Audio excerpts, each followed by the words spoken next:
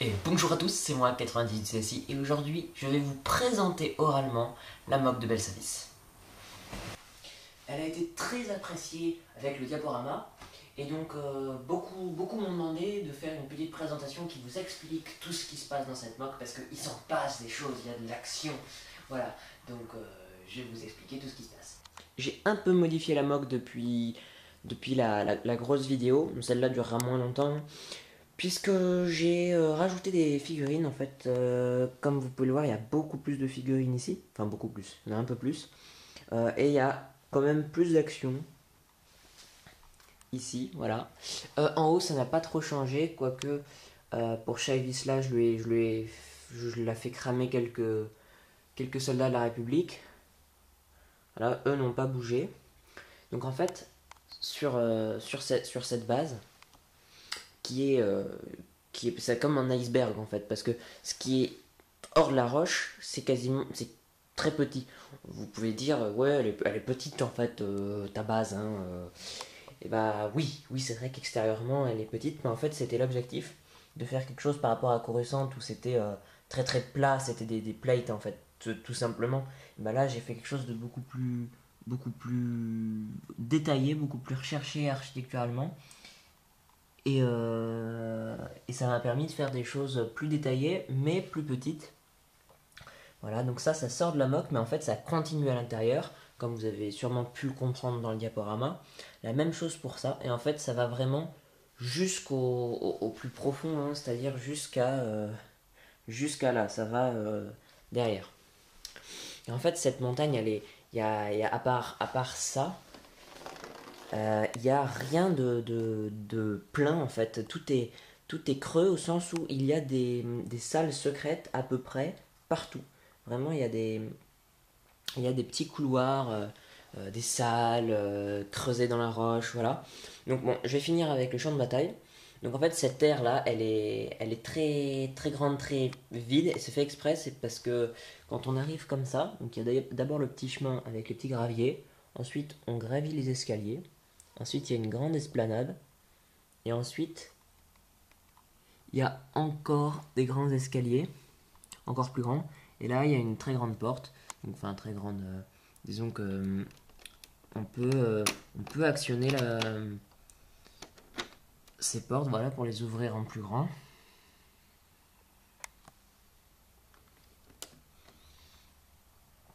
Euh, Il y a aussi des petites terrasses, c'est-à-dire des terrasses de sécurité. Donc là, il y a une porte qui s'ouvre et un personnage peut aller ici. Là aussi, il y a une rambarde. Donc là, on voit, ce qui est intéressant avec ça, c'est qu'on voit l'escalier qui est à l'intérieur. Alors là, en fait, on ne peut pas bien les voir, mais il y a des figurines en dessous. Donc si j'enlève ça, donc ça va être un peu périlleux, mais bon, allez, je vais le faire en direct.